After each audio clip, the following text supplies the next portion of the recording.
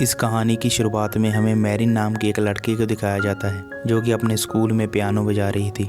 तभी इसके पास इसकी फ्रेंड आती है जो इसको रात की पार्टी के लिए इनवाइट करती है, लेकिन ये मना कर देती है क्योंकि इसके डैड रात को इसे बाहर नहीं निकलने देते।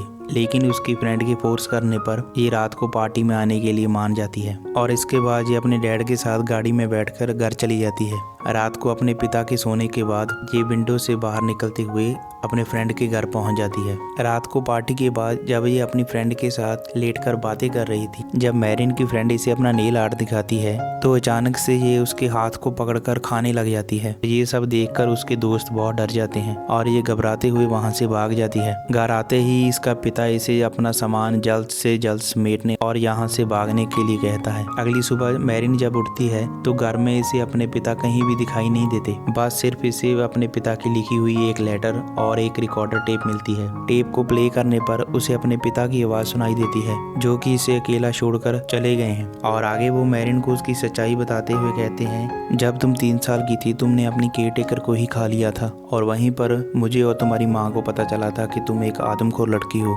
इसलिए तुम्हारी माँ भी डरते हुए तुम्हें छोड़कर चली गई थी। और इसके बाद मैरिन अपना बर्थ सर्टिफिकेट देखती है जिस पर से उसे अपनी माँ का एड्रेस पता चलता है और वो बस की टिकट लेते हुए अपनी माँ के शहर की ओर निकल पड़ती है। आधे रास्ते पहुंचने के बाद जब ये दूसरी बस का इंतजार कर रही थी तो दूर इसे एक इंसान दिखाई देता है जो बड़े ध्यान से इसे देख रहा था। पास आने पर वो बताता है कि मुझे तुम्हारी स्मेल ही तुम तक लेकर आई है और मैं तुम्हें ही ढूंढ रहा था। असल में ये आदमी भी एक आदमखोर है और ये सभी एक दूसरे को उसकी गंध से पहचान लेते हैं। इस आदमी का नाम है सलीवन और ये आदमी इसे अपने घर पर खाने के लिए इनवाइट करता है, लेकिन मैरिन इसके साथ घर जाने से बहुत डर रही थी। मैरिन की हालत देखकर ये इसे बताता है कि मेरा जिंदगी का एक रूल है, मैं कभी भी किसी आदमखोर को नहीं खाता। ये बात सुनकर मैरिन उसके साथ चल पड़ती है। घर के अंदर आने के बाद मैरिन को इस आदमी पर शक होता है और ये इससे पूछती है कि ये घर किसका है, तो ये इसे कहता है कि तुम खुद ही ऊपर जाकर देख लो। मैरिन जब ऊपर जाकर देखती है तो एक बूढ़ी औरत फर्श पर गिरी हुई थी जो अपने आखिरी सांस ले रही थी और सेल्विन इसे मरने के बाद खाने वाला था। वो मैरिन को भी इसे खाने के लिए कहता है,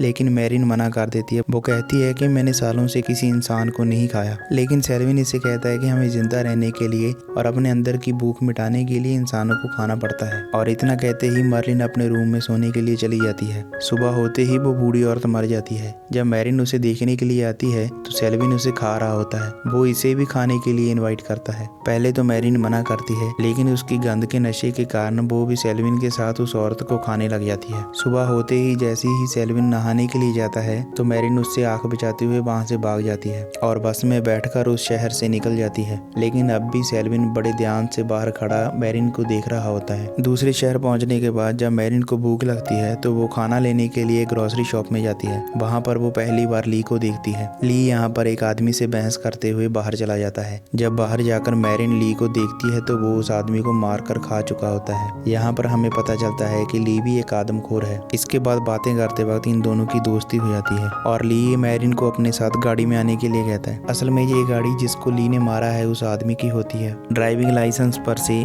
उस आदमी का एड्रेस जानने के बाद ये उसके घर की ओर निकल पड़ते हैं। यहाँ पर रात बिताने के बाद ये अगली सुबह मैरिन की माँ को ढूंढने के लिए निकल पड़ते हैं। रास्ते में ही ली का घर पड़ता है और वो अपनी बहन से मिलने के लिए ही घर से दूर एक कॉटेज में रुक जाता है। ली कहता है कि मैं अपने घर पर नहीं जा सकता क्योंकि मेरी माँ मुझे दोबारा घर से बाहर नहीं निकलने देगी। इसके बाद हम ली की बहन को भी देखते हैं जो इसे ड्राइविंग सिखाने के लिए कुछ दिन और रुक जाने के लिए कहती है, लेकिन वो किसी बात से नाराज होकर वहाँ से चली जाती है। ली कहता है कि अब ये घर जाकर माँ को बता देगी कि मैं यहाँ पर रुका हुआ हूँ, इसलिए वो मैरिन को जल्द से जल्द यहाँ से निकलने के लिए कहता है। थोड़ी देर ड्राइव करने के बाद ये लोग एक मेले में पहुँचते हैं। वहाँ पर इनकी मुलाकात एक आदमी से होती है जो ली को देखकर काफी अट्रैक्ट हो गया था। वो ली को अपने साथ रात को गांजा पीने के लिए इनवाइट करता है। वहाँ पर ली इसे अपने साथ मक्के के खेत में ले जाकर मारकर खाने लग जाता है और मैरिन भी इसके पीछे खाने के लिए चली जाती है। और इसके बाद ये उस आदमी की गाड़ी लेकर उसके घर की ओर निकल पड़ते हैं। लेकिन घर पहुँचने पर ये देखते हैं कि उस आदमी आदमी की एक बीवी और बच्चा है, जिसे देखकर इन्हें बहुत पछतावा होता है क्योंकि ये लोग कभी भी किसी फैमिली वाले को मारकर नहीं खाते और डरकर ये लोग उस आदमी की गाड़ी वहीं पर छोड़कर भाग जाते हैं। और अगली सुबह मैरिन अपनी माँ के एड्रेस पर पहुंच जाती है। वहाँ पर इसकी मुलाकात उसकी नानी से होती है, जो पहले तो मैरिन की माँ को मरा हुआ कहकर उसके बारे में नहीं बताती, लेकिन बाद में मैरिन की बातें सुनने के बाद वो मैरिन को उसकी माँ का पता बता देती है, जो कि एक पागल खाने में एडमिट होती है। पागल खाने के हॉस्पिटल पहुंचने के बाद मैरिन पहली बार अपनी माँ को देखती है,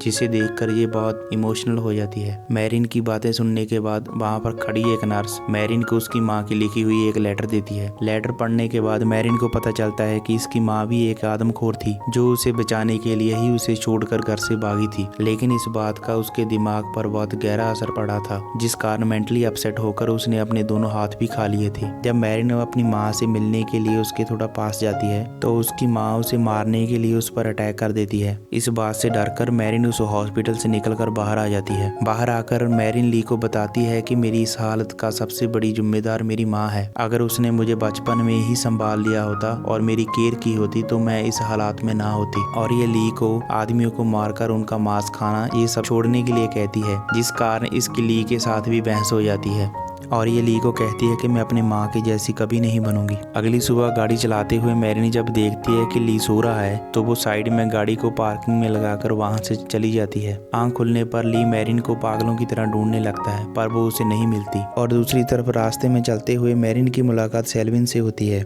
जो मैरिन को देखकर काफी खुश होता है। बातों बातों में पता चलता है कि वो मैरिन को काफी दिनों से फॉलो कर रहा था और वो मैरिन को अपने साथ चलने के लिए कहता है, लेकिन उसकी बातों पर शक होने के कारण मैरिन उसके साथ चलने से मना कर देती है और वो इसे धमकी देकर वहां से चला जाता है। इसके बाद हमें ली को फोन पर अपनी बहन से बातें करते हुए दिखाया जाता है, जो कि अपनी बहन से कह रहा होता है कि वो हमेशा के लिए घर वापिस आ रहा है। इसके कुछ दिनों बाद हम मैरिन को देखते हैं, जो ली को ढूंढते हुए उसके पीछे उसके शहर पहुंच चुकी है। यहाँ पर उसकी मुलाकात ली की बहन से होती है, जो उसे ली का पता बता देती है और फाइनली मैरिन की ली के साथ दोबारा मुलाकात हो जाती है। इसके बाद ली अपनी फैमिली के बारे में बताते हुए कहता है कि मेरे डैड बहुत स्ट्रिक्ट थे, वो हमेशा हमें मारते रहते थे। और ली कहता है कि मेरे डैड एक आदमखोर थे, उन्होंने मुझे खाने की कोशिश की थी, लेकिन जब मेरी बहन पुलिस को लेकर आई तो वो डरते हुए वहां से भाग गए। लेकिन सभी को लगा कि मैंने उन्हें मारकर खा लिया है, क्योंकि मेरे पूरे शरीर पर खून लगा हुआ था, लेकिन असल में वो सारा खून मेरा ही था,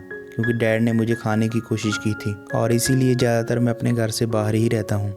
इसके बाद ये दोनों रिलेशनशिप में होते हुए किसी शहर में रहने लग जाते हैं। इनके लिए सब कुछ सही चल रहा था। जब एक दिन मैरिन अकेली अपने घर पर होती है तो सेल्विन पीछे से आकर उसे पकड़ लेता है और जैसे ही वो मैरिन को मारने लगता है तो ली पीछे से आकर उसके फेस पर पॉलीथीन देकर उसकी सांस बंद कर देता है और ऊपर से मैरिन उस पर चाकू से हमला कर उसे मार देती है और सेल्विन की मौत के साथ ही ये कहानी यहीं पर समाप्त हो जाती है।